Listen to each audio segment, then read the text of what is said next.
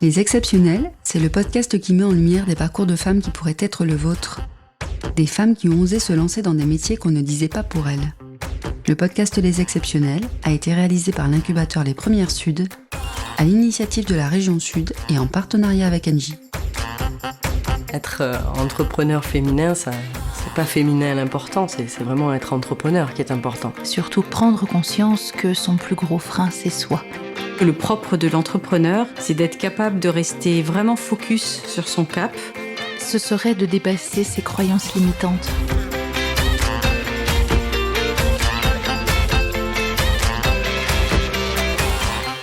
Il y a 15 jours, vous découvriez le parcours de Sophie avant Blue Carrot, de Paris à Nice, en passant par la Silicon Valley.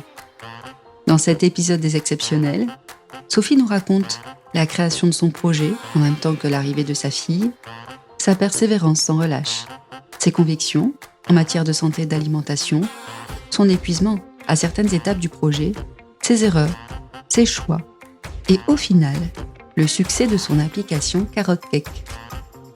On retrouve donc Sophie pour la suite de l'histoire.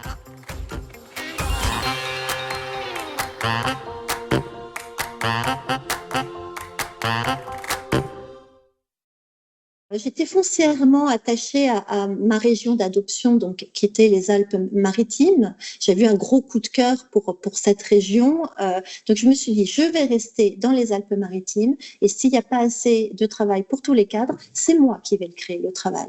Donc j'ai fait une petite étude de marché. J'ai regardé ce qui se faisait sur la Côte d'Azur, les réseaux de l'entrepreneuriat sur la Côte d'Azur, et je suis tombée fatalement, logiquement, sur le pôle SCS, et qui était un pôle de compétitivité qui tentait de structurer en fait un cluster comme ce qui se passe dans la Silicon Valley.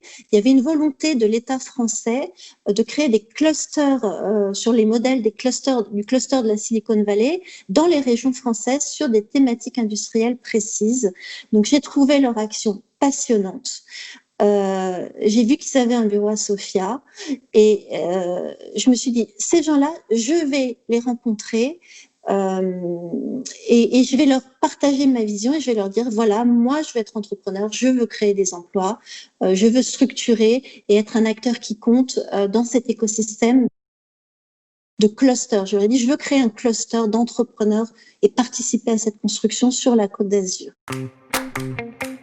Et je les ai abordés comme ça, donc à la guerrière, la machette entre les dents. Et là, ils m'ont accueilli.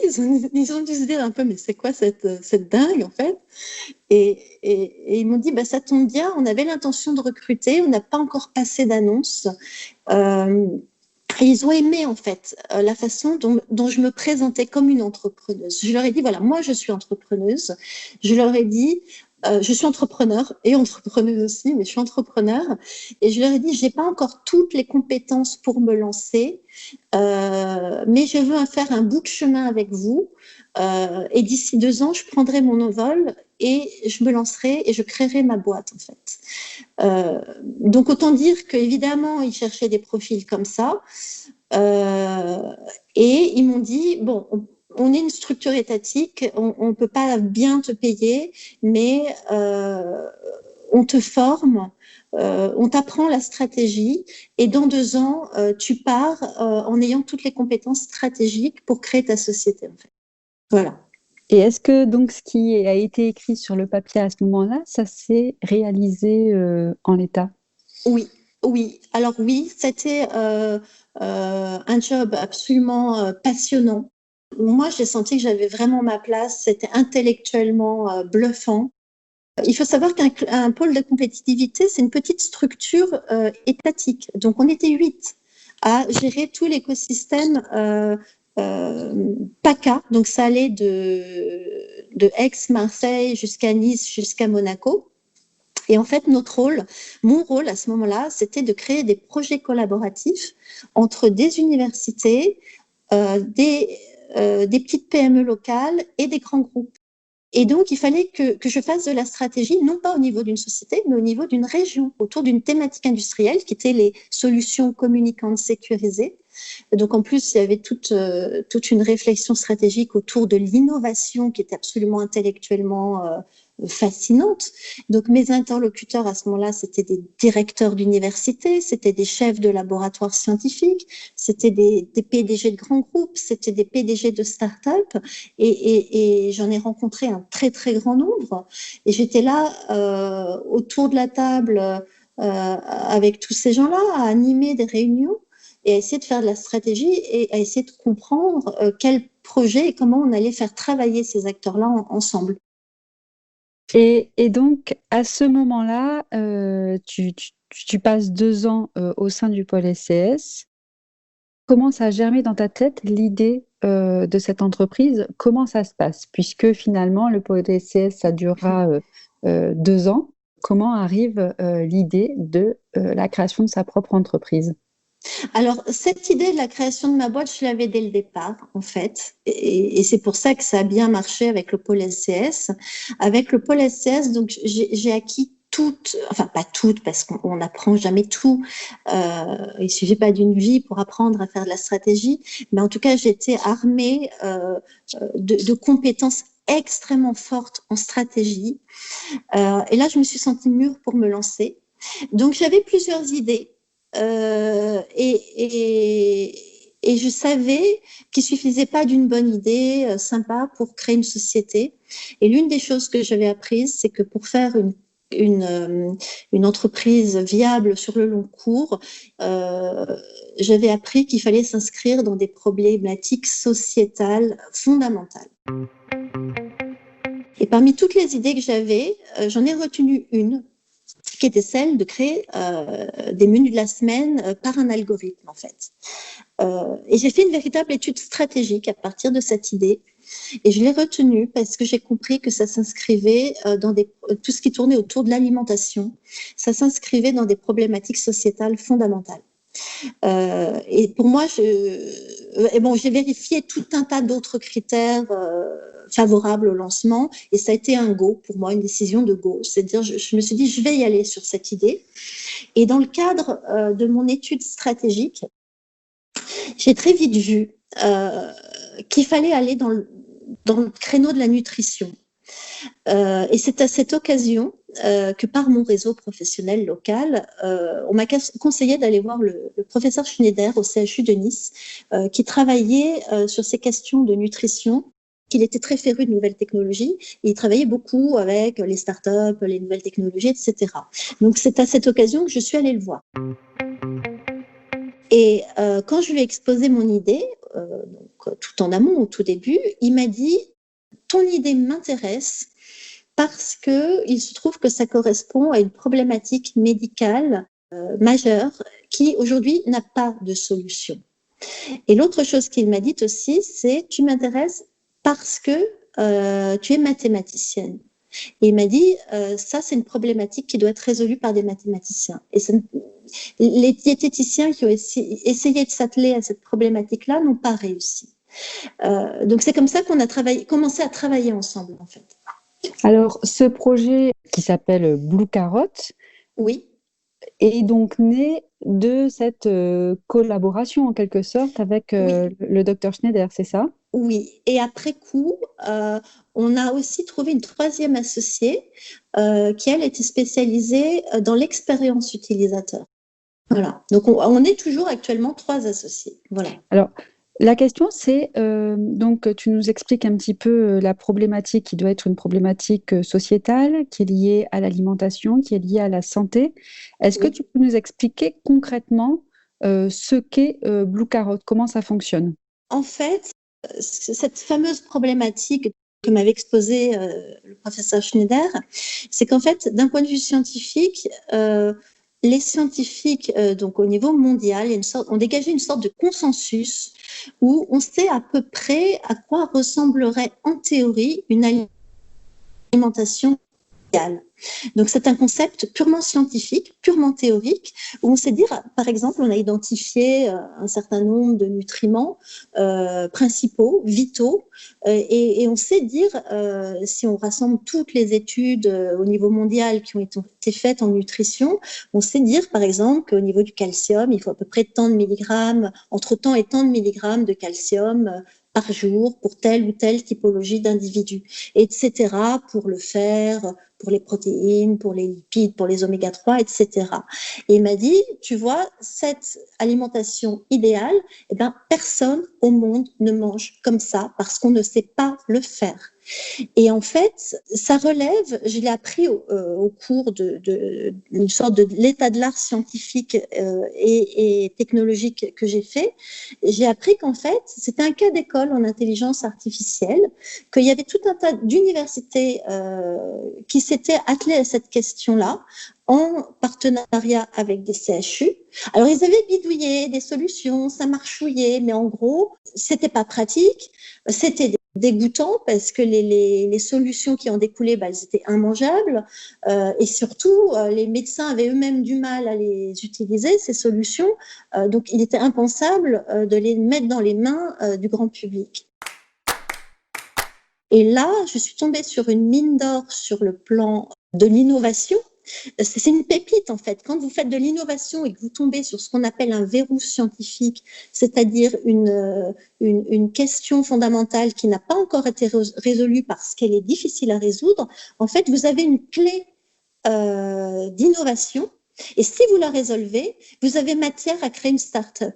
Parce que ça veut dire que du jour au lendemain, n'importe qui peut pas se lancer sur votre créneau et entrer en compétition avec vous.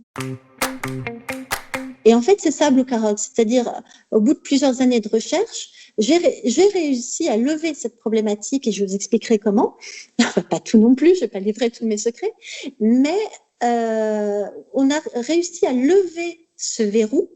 Et donc, du coup, aujourd'hui, plusieurs années après, on est toujours les seuls à l'avoir résolu, ce truc-là. Et j'ai vu mes concurrents qui arrivaient avec beaucoup plus d'argent, beaucoup plus d'investisseurs, qui, eux, ont disparu depuis. Voilà. Et nous, on est toujours là parce qu'on était fort de cette innovation, en fait. Et donc, c'est ça, Blue Carrot.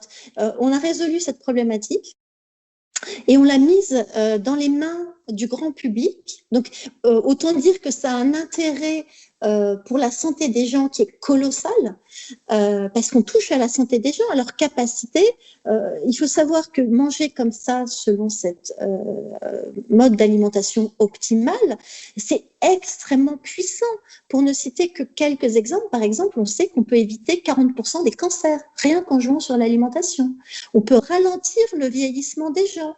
On peut retarder le moment où ils vont être dépendants en jouant uniquement sur la partie alimentaire. Donc c'est ça la puissance en fait de ce concept et son impact sur la société. Et c'est ça Blue Carrot en fait. C'est ça ce qu'on fait. Donc on est très loin en fait de, par exemple, des applications qui proposent simplement des recettes bonnes et pratiques pour la semaine sans intégrer une dimension de santé. Ce que tu disais, c'est que il y a eu plusieurs années de recherche qui ne sont pas négligeables, j'imagine, quand on se lance, quand on a besoin d'investissement, quand on crée une société. Est-ce que tu pourrais nous expliquer un petit peu cette chronologie? Quand, à quelle date, en fait, où tu as décidé de lancer Blue Carrot? À quelle date la société a été créée? Combien d'années de recherche ça a nécessité? Et quand l'application a-t-elle été lancée auprès du grand public, en fait? Techniquement, donc les statuts, je les ai déposés en 2010. Et c'était une erreur que j'ai apprise après coup. C'était un peu naïf en fait, parce qu'en fait on a lancé trop tôt, alors que j'en étais à peine à l'idée d'une ébauche de concept. Et c'est seulement après coup que j'ai fait mon étude stratégique. Donc il s'est passé plusieurs années avant qu'on commence vraiment. Et pourquoi ça a été une erreur? C'est parce qu'ensuite, quand on s'est adressé à la région pour demander des subventions, ils nous ont dit « Ah ben non, vous êtes trop vieux, administrativement ». Après, je leur ai expliqué, oui, mais bon, en fait, non, on est encore très jeunes. Et là, effectivement, alors ils se sont rendus compte, la BPI s'est rendu compte, ah oui, on peut pas prendre ça comme critère, la date de création, ça correspond à rien. Donc après, ils ont levé ce critère. Mais une fois qu'ils ont levé ce critère, ils nous ont dit, on vous prête, d'accord, banco, on y va, on vous prête tant de milliers d'euros, mais il faut que vous, en face, vous mettiez la même somme. Sauf que nous, la même somme, on l'avait déjà mise. Donc, on pouvait pas la remettre. Et là, la BPI nous a dit « Ah ben non, ça marche pas dans nos critères ». Et c'est comme ça qu'on n'a pas eu le droit à tout un tas d'aides. Et c'est en ça que c'était une erreur de créer la structure administrative trop tôt. J'ai créé cette structure, j'ai déposé des statuts, ensuite j'ai fait une étude stratégique, ensuite j'ai fait plusieurs années de recherche essentiellement en intelligence artificielle pour essayer de lever cette problématique. C'était, si vous voulez, une étude de faisabilité technique. Est-ce qu'on allait réussir ou pas à faire quelque chose dans ce domaine? Donc j'ai fait les premières ébauches de cet algorithme que j'ai créé. Hein. La partie intelligence artificielle, c'est moi, puisque c'était ma formation en fait que j'avais vraiment jamais vraiment exploité dans mon travail. Donc là, je me suis fait plaisir. J'ai retrouvé et renoué avec bonheur avec des problématiques mathématiques, etc. Et alors ironiquement aussi, c'est le seul travail que j'ai fait qui a utilisé absolument toutes les expériences que j'ai acquises dans toute ma carrière professionnelle, y compris ce travail chez Business Objects où entre-temps j'étais devenue une sorte de gourou des bases de données. Ça m'a énormément servi dans mon travail en fait chez Blue Carrot. Et pendant cette période d'études de faisabilité technique, en fait, donc c'est la période où j'avais ma fille et où j'avais un bébé, en fait. Donc ça a pris beaucoup de temps, voilà. Et en même temps, c'était une espèce de période de recueillement où j'étais comme ça, en sous-marin, à réfléchir à ces questions extrêmement théoriques. Et je me suis complètement enfermée dans cette espèce de travail théorique en sous-marin. Et ça me convenait bien par rapport à la maternité parce que j'étais dans une espèce de bulle à part, hors du temps. Et c'est un truc aussi que j'aimerais transmettre, qui a été souvent mal compris quand j'ai été accompagnée par les différentes associations de la région. C'est qu'en fait, je suis pas sûre que dans la région et dans les pépinières, il y ait une très forte culture de l'innovation scientifique. C'est-à-dire, il y a eu une sorte de dialogue de sourds où on m'a tout de suite demandé et les business models et les modèles d'affaires et l'aspect commercial, alors que moi, je sortais d'une phase de recherche intense qui était extrêmement éprouvante et lessivante sur le plan intellectuel. Et en fait, les gens ne comprenaient pas que pour lancer une start-up, il y avait ce travail de recherche qui, dans ma société, a été extrêmement intense. Donc, on s'est retrouvés dans un dialogue de sourds où moi, il me prenait pour un blog de recettes. Moi, je sortais, j'étais lessivée par cette période. J'étais lessivée intellectuellement, si vous voulez. J'avais besoin de reprendre un souffle pour attaquer peut-être et m'atteler peut-être dans un second temps à la partie commercialisation, modèle d'affaires, etc., qui est venu après. Donc je l'ai fait après, mais je l'ai fait séquentiellement. J'ai pas pu tout faire tout en même temps. Et ça, il y a je pense, auprès de mes interlocuteurs, il y a cette méconnaissance pour certains absolus de ce qu'est la recherche en fait. Et alors le lancement, tu parles justement du lancement commercial. Les statuts ont été créés en 2010 et le lancement se fait quand exactement? Alors, il y a eu à peu près, il y a eu quelques années de développement informatique avec toute une équipe d'informaticiens, d'ergonomes, voilà, de designers. Et puis, alors, j'ai plus tellement une très bonne mémoire des dates, mais je crois que c'était fin 2016 qu'on a lancé le premier prototype, voilà, de l'application. Ce qu'il faut savoir aussi, c'est que stratégiquement, j'ai fait le choix d'aller vers le B2B, le business to business, c'est-à-dire on s'adresse à des grands groupes ou à des grosses PME et que du coup, j'ai pas choisi de développer le créneau B2C, business to consumer, parce qu'il est très long et très coûteux en marketing et que du coup, vous me verrez pas forcément très active sur les réseaux sociaux en marketing business to consumer, parce qu'en fait, en arrière-plan, je suis au contraire très active dans les tractations, les discussions avec des grands groupes. Tu as évoqué la maternité qui est arrivée en même temps que la création de cette société, que le lancement de ce projet.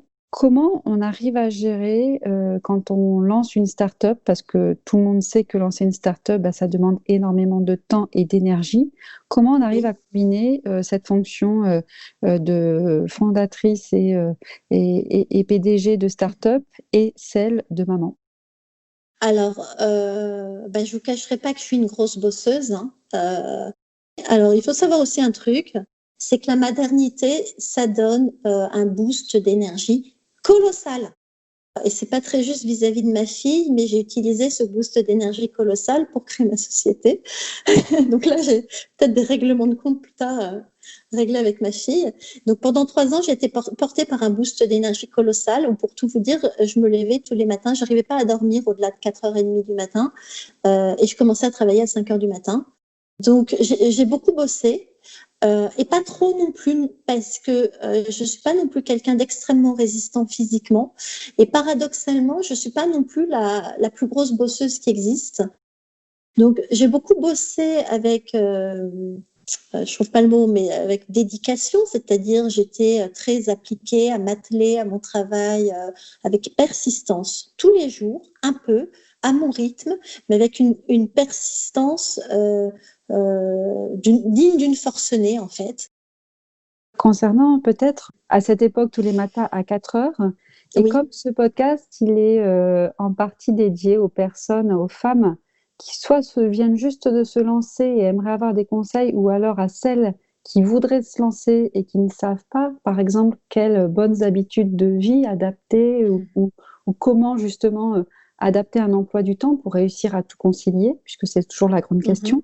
Est-ce qu'il y a, toi, des habitudes de vie qui te permettent de tenir le rythme sur la durée et avec la persévérance que tu décris depuis le début de notre échange? Alors, pas du tout. Je n'ai aucun conseil. Non, moi, je suis pas du tout les trucs de coaching ou yoga à 5h du matin, footing et tout, mais que dalle, pas du tout. Et cette histoire où, à cette époque de ma vie, j'étais portée par une énergie de dingue. En fait, ça n'a pas duré, ça s'est tari. Donc il y a eu au contraire des époques peut-être après de contre-coup où j'ai fait une espèce donc j'étais portée par une énergie qui m'arrivait, c'était pas du tout une discipline, c'est-à-dire que vraiment j'arrivais pas à dormir, quoi. Ça s'est arrêté du jour au lendemain. Et après, j'ai eu peut-être 1 an, 2 ans de flottement où je n'ai pas eu les résultats escomptés au moment où je l'escomptais. Il y a eu cette espèce de flottement où mon premier réflexe, en fait, paradoxalement, à une époque où ma société allait pas très bien, mon réflexe, ça a été de dire, bon, j'arrête de travailler le mercredi et le mercredi, ça sera pour ma fille. Et pourquoi j'ai fait ça? C'est paradoxal d'arrêter de travailler au moment où ça va pas trop bien, parce que je me suis dit, je suis dans un marathon qui n'a pas de fin, donc je vais m'économiser et surtout je ne vais pas sacrifier l'essentiel. Donc je me suis dit, si ma fille, je prends le temps de l'élever parfaitement, en me donnant à fond à cette tâche, je serai forte de cette espèce de socle de ma vie, de ce pilier. Alors, je vais peut-être travailler moins, je vais peut-être lâcher un peu l'affaire au niveau de Blue Carrot, mais je serai forte de ce pilier. Et c'est ça qui va me permettre de tenir finalement ce marathon comme un petit footing, voilà, au rythme du petit footing. Et qu'est-ce qui fait que j'ai persisté tout au long de ces années? C'est qu'en fait, je travaillais sur l'alimentation équilibrée. Et donc, ces menus de la semaine que j'ai créés avec cette alimentation optimale, moi, ça fait des années que je mange comme ça. Déjà, je teste ce que je mange, je teste mon concept. Donc, c'est un peu un garde-fou aussi, hein. On parle de choses très, très théoriques. Moi, c'est ce que je mange au quotidien depuis des années. Ça me rassure aussi de valider ce que je fais, même si c'est déjà validé scientifiquement. Et aussi parce que quand je suis quelqu'un de débordé, chaque semaine, en fait, c'est plus facile de faire une liste de courses en 5 minutes avec l'application Carrot Cake que de ne pas la faire, cette liste de courses. Donc, en fait, Carrot Cake m'a aussi aidée dans ma logistique. Et ce qui s'est passé pendant ces années, c'est que donc j'avais cette alimentation absolument exceptionnelle. Et c'est cette alimentation qui inconsciemment m'a tenue. C'est-à-dire, à un moment, mon organisme qui était soumis à extrêmement rude épreuve par les rythmes de travail, par ce burn-out intellectuel et par le fait que je ne faisais pas de sport, mon organisme a été tenu par cette alimentation. Et c'est presque à un niveau très inconscient. Mon organisme disait, ouais, c'est bon, tu continues. En tout cas, Sophie, merci beaucoup pour cet échange qui était riche parce qu'il y a énormément d'expériences qui ont été évoquées, des échecs, des difficultés, des expatriations, des aléas, des choses qui se passent bien, des choses qui se passent moins bien. Donc en tout cas, merci beaucoup pour ce partage d'expériences qui aidera probablement bien celles qui souhaitent se lancer. Alors, on te souhaite beaucoup de succès dans la suite de cette aventure. On sait que Blue Carrot est déjà un joli succès, mais en tout cas, on espère que ça va continuer. Et encore merci, Sophie, de cet échange. Merci à toi, Fleur.